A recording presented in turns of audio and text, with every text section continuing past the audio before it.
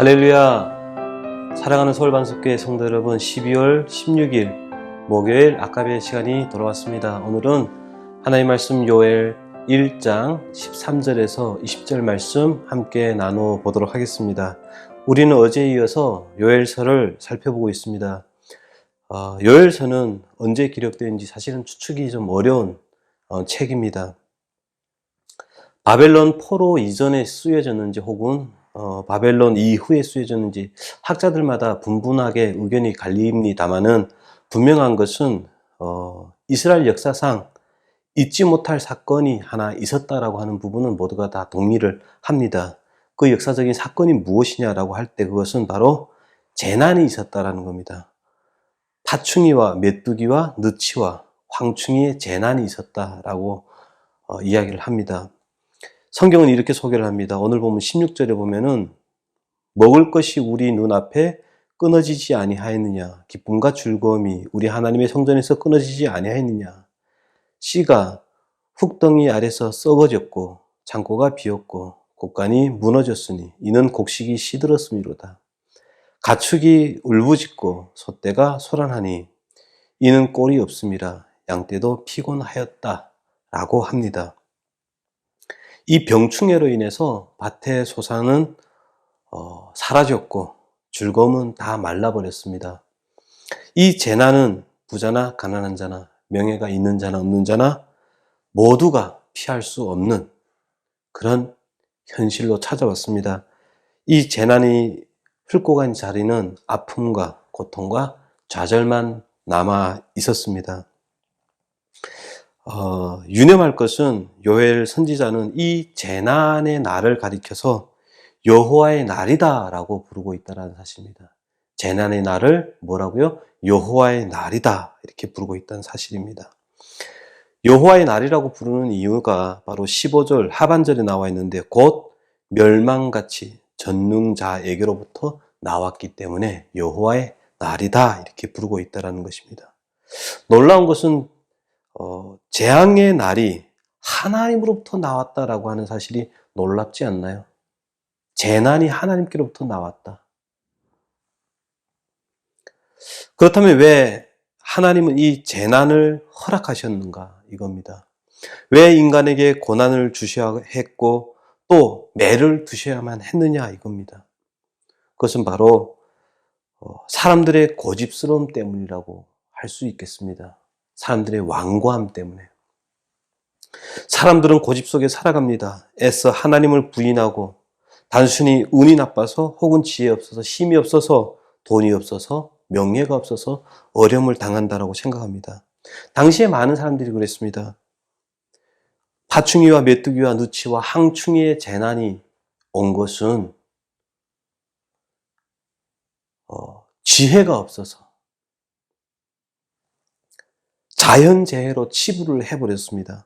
사람들은 애써서 자신의 행복과 미래와 전 인생을 하나님이 붙들고 계시고 섭리하고 계신다는 사실을 애써 부인하고 있습니다. 이것이 인간들이 가지고 있는 완고함이죠. 하나님은 이 완고함과 고집을 깨기 위해서 재난을 허락하신다라고 성경은 이야기를 합니다. 이 재난을 통하여 하나님은 하나님 자신을 이해시키기 위하여 인간에게 하나님 자신을 알리기 위하여 고난의 길을 열어놓으셨다라고 본문은 이야기를 하고 있는 것입니다. 우리가 당하는 현실이 너무 아파서 너무 커서 하나님이 야속하게 느껴질 때가 많습니다. 마치 하나님은 사람이 잘하나 못하나 지켜보시고 점수 매기기를 즐거워하시는 하나님, 심판하기를 즐거워하시는 하나님 같아 보입니다. 그러나 그렇지가 않습니다. 하나님도 아픔을 견디고 계시는 분이다라는 사실을 우리는 잊지 말아야 됩니다. 하나님이신 예수님도 고난과 수치를 당하셨습니다. 성자 예수님께서 나의 하나님, 어째 나를 버리셨습니까? 어째 나를 버리십니까? 라고 부르짖을 때 하나님은 하늘에서 웃고 계셨을까요? 그렇지 않습니다. 성경에 보면 예수님이 십자가에 못 박혀 죽으실 때 그 하나님의 마음을 어둠으로 표현합니다. 온 하늘이 어두웠다라고 이야기를 합니다. 하늘이 울었다라고 합니다. 우리 하나님 아버지도 우셨다라고 합니다. 하나님은 자신의 마음을 알고 자신을 이해시키려고 그 아들을 보내시고 십자가에 못 박는 고통을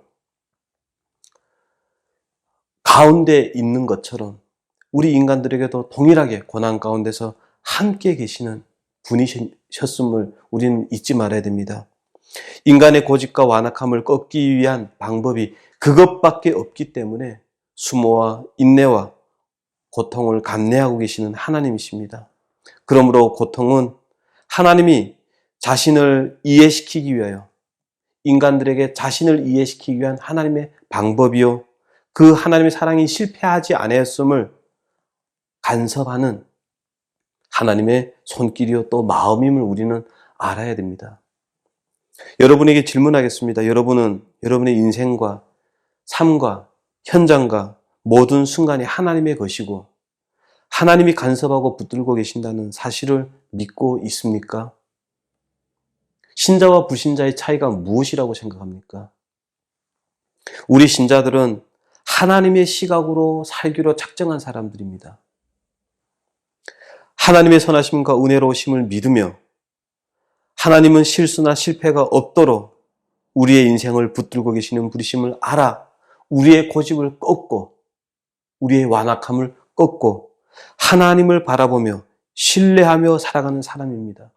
하나님, 지금은 이해할 수 없지만 우리가 당하는 어려움들이 자신들의 힘이 약해서가 아니라 불운해서가 아니라 하나님이 당신의 자녀들을 복되게 하시려고 은혜 가운데 이끌려고 간섭하시는 신실한 손길임을 믿습니다 라고 하는 고백으로 하나님 앞에 무릎을 꿇어 은혜를 구하는 사람이 바로 신자입니다. 우리에게 회복해야 될 시각이 바로 이것이다라고 생각되어집니다. 세상에 일어나는 일들 중에 우연히 일어나는 일이란 하나도 없습니다. 다 하나님의 섭리 안에 있음을 우리는 믿고 하나님의 시각으로 볼 수 있는 그런 믿음이 필요합니다. 이 시각은 삶의 모든 영역에서 필요합니다. 교회 안에서도 사회 안에서도. 요즘 코로나로 인해서 참 사람들이 많이 불만을 토로하는 경우를 많이 봅니다. 분노가 가득 차 있는 사람들의 모습을 보게 됩니다. 왜 교회 안에서나 가정에서나 사회 안에서 분노가 끊이지 아니해야 할까요? 왜 나는 대인관계에서 늘 마음이 불편한 상태로 살아만 가야 할까요? 그것은 바로 우리가 하나님에 대한 시각을 놓쳐버리기 때문이 아닌가라는 생각을 해봅니다. 하나님의 시각을 놓아버렸다라고 하는 것은 하나님의 일하심을 기대하지 않는다라는 말입니다. 하나님의 시각을 놓아버리면 인내하지 못합니다. 용서하지 못합니다. 여유가 없고요. 날이 서 있고 거칠어지고 싸나워집니다. 우리가 언제 여유롭고 또 따뜻한 사람이 될까요? 바로 하나님의 시각을 회복할 때, 그때 우리는 비로소 여유를 가지게 되고 따뜻한 사람이 될 수가 있다라는 겁니다. 오늘도 하나님은 일하고 계십니다. 나 같은 사람에게도 하나님께서 찾아오셔서 은혜를 베풀어 주시지 않았습니까? 저 사람에게도 하나님은 일하신 줄 믿습니다. 하나님의 때까지 하나님의 시각으로 바라보고 견디겠습니다.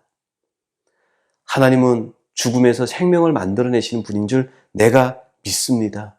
그래서 오늘 하루도 오늘이라는 현실을 견뎌내겠습니다. 이것이 신자인 것입니다. 그래서 요엘서는 우리에게 이렇게 요구를 합니다. 13절에서 14절 이렇게 이야기합니다.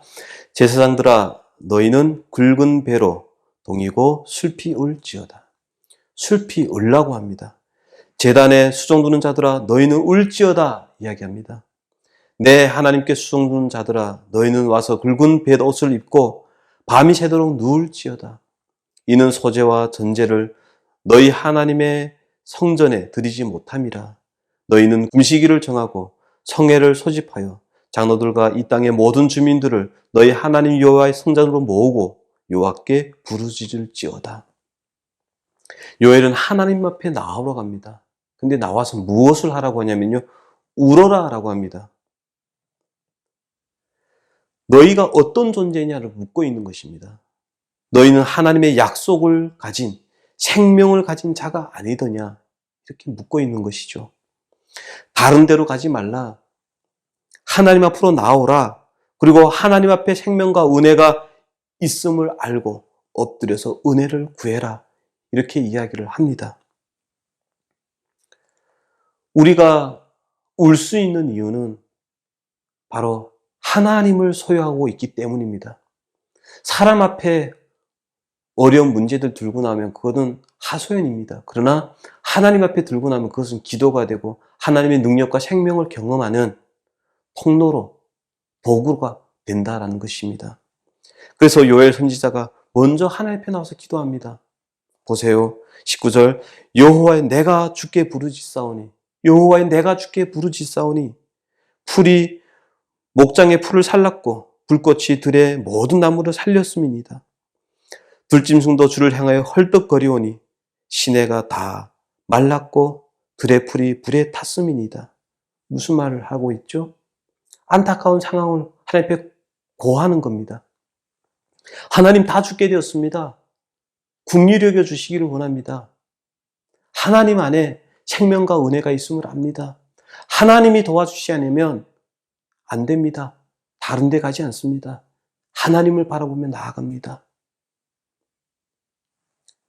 저와 여러분에게 이 아침에 하나님 앞에서 은혜가 나옴을 알고 무릎을 꿇는 이 신앙이 회복되기를 소망합니다. 문제 넘어서 하나님을 볼 수 있는 시각, 저희들에게 회복되기를 소망하고 하나님의 일하심을 기다리는 믿음이 회복되기를 소망합니다. 그래서 그 믿음 가운데서 하나님이 역사하시는 그 놀라운 은혜를 저와 여러분이 누리고 또 흘러보내는 그런 하루가 되기를 주의 이름으로 축원합니다. 기도하겠습니다. 하나님 아버지, 은혜와 생명이 하나님 안에 있음을 고백합니다. 다른 데로 가지 않습니다. 하나님 안에만이 우리를 위로할 수 있는 힘과 또 생명과 은혜가 있음을 고백하오니 주여 붙잡아 주시옵소서. 연약하게 이 아침도 다시 한번 우리의 부족함을 가지고 주 앞에 기도하며 나아갑니다. 하나님 앞에 올려드리는 모든 기도의 제목에 하나님의 선하심과 위대하심을 쫓아 응답하시되 우리의 삶 가운데 분명하게 드러나고 역사하여서 그 하나님의 선하심을 자랑할 수 있는 슬픔이 변하여 찬송이 되는 그런 간증의 역사가 내 삶에 일어날 수 있도록 도와주시옵소서. 오늘도 온전히 하나님만 의지하며 나아가오니 함께하여 주시옵소서. 예수님의 이름으로 기도합니다. 아멘. 오늘도 주의 말씀 붙잡고 승리하시는 주와 이름 되기를 다시 한번 축원합니다. 감사합니다.